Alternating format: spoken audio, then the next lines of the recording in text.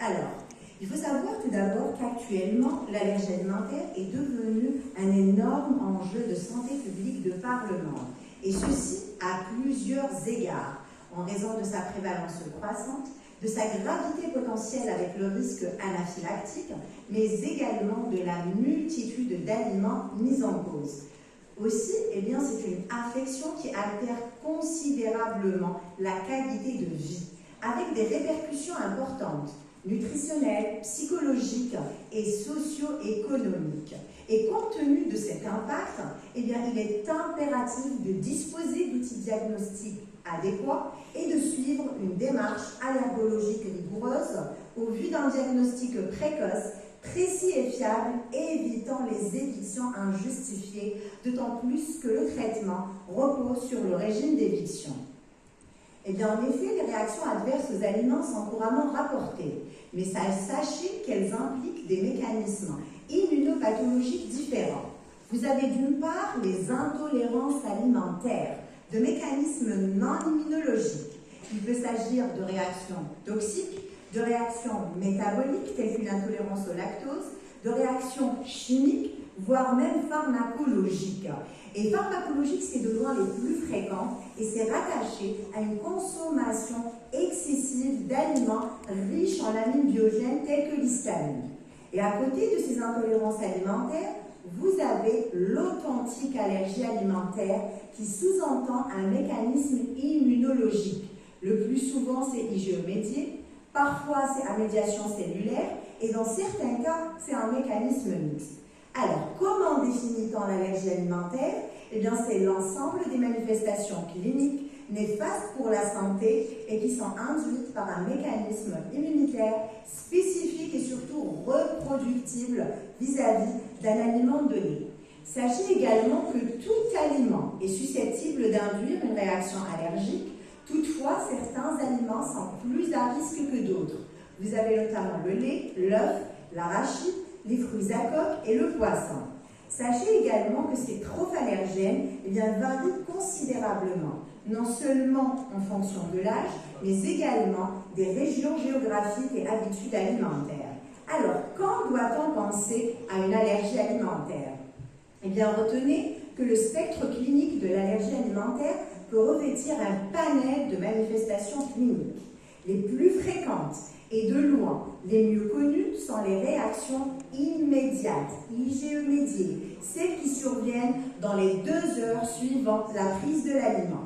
Ça peut aller d'une simple urticaire superficielle jusqu'à l'anaphylaxie sévère, en passant par des manifestations digestives immédiates type douleur abdominale, des manifestations respiratoires légères telles qu'une rhinite, sévères telles que bronchospasme, un angioedème laryngé. On peut avoir des réactions cardiovasculaires, hypotension, tachycardie, mais retenez que la forme la plus grave, la plus menaçante, celle qui peut compromettre le pronostic vital, c'est l'anaphylaxie. Et il faut savoir l'évoquer dès lors que vous êtes devant une installation rapide de symptômes dans au moins 2 organes cibles, cutanés, digestifs, respiratoires, cardiovasculaires. Toujours parmi les réactions immédiates, nous avons une forme particulière, exceptionnelle chez l'enfant, qui se voit plutôt chez l'adulte. C'est ce qu'on appelle l'anaphylaxie alimentaire induite par l'effort. Dans cette forme, lorsque l'aliment mis en cause est pris non associé à un effort, il est bien toléré. Lorsqu'un effort important est fait non précédé de la prise alimentaire, il est également bien toléré. Ce n'est que lorsque la prise alimentaire est suivie dans les 4 heures d'un effort conséquent qu'on a une anaphylaxie. Et les aliments les plus souvent impliqués ici, vous avez le blé suivi des crustacés. On a encore une entité particulière, c'est l'allergie semi-retardée à l'alpha-gal. Sachez qu'elle est aussi exceptionnelle chez l'enfant et qui se voit plus chez l'adulte. Mais ce qui est important ici, c'est de retenir que l'alpha-gal, c'est le seul sucre qui est capable d'induire une réaction allergique IgE-médiée et qui plus est une anaphylaxie retardée qui survient 4 à 6 heures après la consommation de viande rouge. Ici, dans cette forme, vous avez constamment une sensibilisation à l'alpha-gal et dans plus de 90% des cas, on retrouve une morsure de tique. Toujours dans les manifestations immédiates, la forme la moins sévère, c'est le syndrome oral pollen-aliment qui est l'apanage de l'adulte et de l'adolescent. Il donne lieu à des symptômes transitoires, légers, localisés à la sphère bucco-pharyngée, qui surviennent quelques minutes après la prise d'aliments crus d'origine végétale. Cette forme-là, eh bien, elle est rattachée à une réactivité entre pollen et aliments en raison du partage d'épitopes communs. Ça peut être des PR10 ou des profils. Outre les manifestations immédiates, nous avons les manifestations retardées, non IgE-médiées, qui surviennent au-delà de 2 heures après la prise de l'aliment. Ici, on peut avoir des manifestations respiratoires, mais qui sont exceptionnelles. C'est le fameux syndrome des nerfs ou hémocidérose pulmonaire rapporté avec le lait de vache. Retenez que dans la quasi-totalité des cas, c'est des manifestations digestives. On peut avoir une proctocolite. C'est avec le lait, et habituellement chez le jeune nourrissant, chez le moins de 2 mois. C'est des rectoragies sans retentissement sur la croissance. On peut avoir une entéropathie, ça va être des diarrhées, des vomissements, mais qui retentissent inéluctablement sur la croissance avec syndrome de malabsorption. Et enfin, on peut avoir le syndrome d'entérocolite induite par les protéines alimentaires, qui est mieux connu sous l'acronyme de CEPA. Dans ces 2 formes, le CEPA chronique et aigu. Dans le CEPA chronique, il ne se voit qu'avec le lait s'il est ingéré régulièrement. On peut avoir des vomissements, de la diarrhée. Ça peut même retentir sur la croissance, voire même sur l'état d'hydratation. Et en opposition à ce CEPA chronique, vous avez le CEPA aigu, explosif. Il peut survenir avec tout aliment, soit d'emblée, soit avec le lait de vache après un CEPA chronique. Il est caractérisé par quoi? C'est la survenue de vomissements retardés au moins 1 heure après la prise de l'aliment. C'est des vomissements qui sont itératifs, non associés à des signes cutanés ou respiratoires. Et sachez que depuis 2017, il y a des critères diagnostiques qui sont clairement établis en matière de CEPA. Nous avons vu les manifestations immédiates, retardées. Qu'en est-il des réactions mixtes? Eh bien, dans les réactions mixtes, vous avez la dermatite atopique avec une exacerbation des lésions de BA quelques heures après la prise de l'aliment mis en cause. À côté, vous avez une entité émergente, c'est l'œsophagite à éosinophile. C'est une entité qui est clinico-histologique. Sur le plan clinique, le tableau est peu évocateur. Il peut s'agir d'un reflux rebelle au traitement, d'un retard staturo-pondéral, de douleurs abdominales, mais auxquelles s'y associent au moins 15 éosinophiles à la biopsie de l'œsophage. Donc nous venons de passer en revue les innombrables présentations cliniques de l'allergie alimentaire.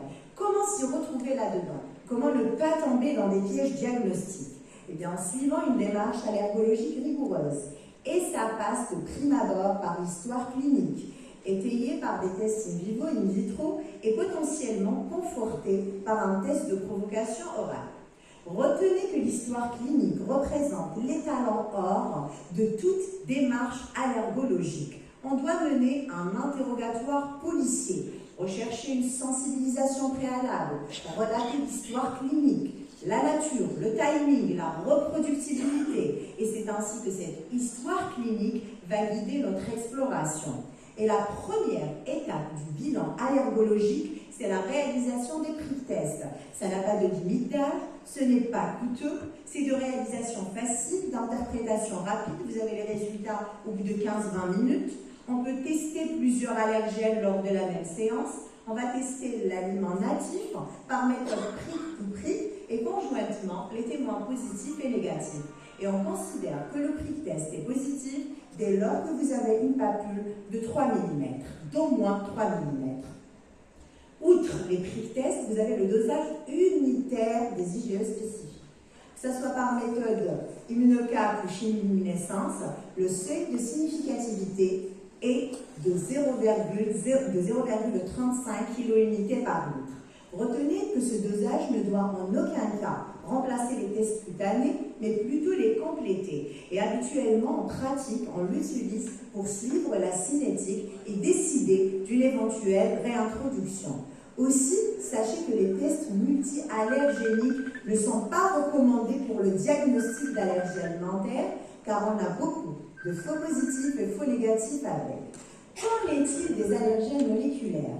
Eh bien, ce dosage permet non seulement de discriminer une simple sensibilisation d'une allergie alimentaire œuvrée, mais également de jauger du potentiel de sévérité d'une allergie, d'identifier le risque de réactivité croisée et de prédire l'évolution. Mais toutefois, ce dosage n'est pas disponible pour tous les composants allergéniques. Sachez qu'il y a actuellement de nouvelles recommandations de 2023 de l'Académie européenne d'allergologie et d'immunologie clinique qui stipulent, qui les recommandent quand on est devant une allergie à l'arachide, devant une allergie aux noisettes ou aux noix de cajou. Toujours dans les tests in vitro, nous avons le fameux test d'activation des basophiles. C'est un test qui permet d'identifier à la surface des mastocytes activés. Sachez que ce test permet de diagnostiquer une allergie alimentaire IgE médiée avec un niveau de certitude élevé, réduisant ainsi le recours au test de provocation orale. Que disent les recommandations de 2023? Eh bien, il est recommandé, lorsqu'on est devant une allergie à l'arachide ou au sésame, s'il est bien sûr disponible. Qu'en est-il du test de provocation orale diagnostique? Sachez tout d'abord qu'il ne peut être réalisé qu'après un régime d'éviction d'au moins 2 à 4 semaines. Chez des patients en dehors de toute infection en cours, en dehors de toute pathologie non contrôlée, chez des patients à jeun ayant arrêté toute médication pouvant interférer avec les résultats du test. Il doit se faire dans un milieu de soins adapté, sous monitorage rapproché, après mise en place d'abord veineux et charme d'urgence à proximité. Il consiste en quoi? Eh bien, on va donner des petites quantités croissantes de l'aliment dont le but est de reproduire la symptomatologie initiale. Retenez que c'est le gold standard, c'est l'étalon or dans le diagnostic d'allergie alimentaire. Ça reste toutefois un test qui est chronophage, ça prend énormément de temps et il n'est pas dénué de risques. Alors comment allons-nous poser le diagnostic? Donc de manière sommaire, retenez que si vous êtes devant une histoire clinique d'anaphylaxie ou une histoire clinique évocatrice d'une allergie IgE médiée, une urticaire immédiate qui se reproduit à chaque prise de l'aliment, là on fait les prick tests et le dosage d'IgE spécifique. S'ils sont positifs, on retient le diagnostic. S'ils sont négatifs, il faut poursuivre par un TPO, tout en gardant en tête qu'il est contre-indiqué en cas de réaction anaphylactique récente. Et c'est là où trouve tout leur intérêt le test d'activation des basophiles et le dosage d'allergènes moléculaires. Le deuxième cas de figure, c'est une histoire évocatrice d'une allergie retardée, par exemple une diarrhée chronique, ou bien peu évocatrice d'une allergie immédiate, par exemple les vomissements immédiats. Dans ce cas-là, il faut faire le TPO, quel que soit le résultat du bilan allergologique. Et enfin, si vous êtes devant une histoire clinique non évocatrice, par exemple un érythème, mais qui apparaît 4 heures après la prise de l'aliment, dans ce cas-là, on fait le bilan. S'il s'avère positif, on est devant une discordance, une clinique qui n'est pas évocatrice et des tests positifs, il faut poursuivre par le TPO. Et dans le cas contraire, s'ils sont négatifs, ça nous permet de récuser le diagnostic. Qu'en est-il maintenant du traitement? Eh bien, en dehors de la prise en charge des situations aiguës telles que l'anaphylaxie lors de réintroduction accidentelle, retenez que la prise en charge de l'allergie alimentaire repose essentiellement sur le régime d'éviction. Mais ce dernier se veut justifié. On ne peut pas mettre en route un régime si on n'est pas sûr qu'on est devant allergie alimentaire. Il faut la confirmer. Il doit être ciblé concernant que l'aliment ou les aliments mis en cause. Il doit être également équilibré et non carencé de l'intérêt de collaborer avec une diététicienne. Et surtout et avant tout, il est clairement admis actuellement que le régime d'éviction doit être personnalisé, adapté à chaque patient. Si le patient tolère certaines quantités de l'aliment, on le maintient, on n'arrête pas. S'il tolère les formes cuites, eh bien on lui donne les formes cuites sous forme de gâteau. Maintenant, si ces apports sont insuffisants, il faut supplémenter. Par exemple, un enfant qui souffre d'APLV et qui a des quantités d'hydrolysa insuffisantes, on supplémente en l'occurrence en calcium. Outre le régime d'éviction, vous avez l'éducation thérapeutique qui tient une place primordiale. Tous les patients ou les parents, s'il s'agit d'enfants, doivent savoir lire les étiquettes, connaître les denrées alimentaires qui contiennent l'aliment en cause, mais également et surtout reconnaître et traiter toute réaction allergique.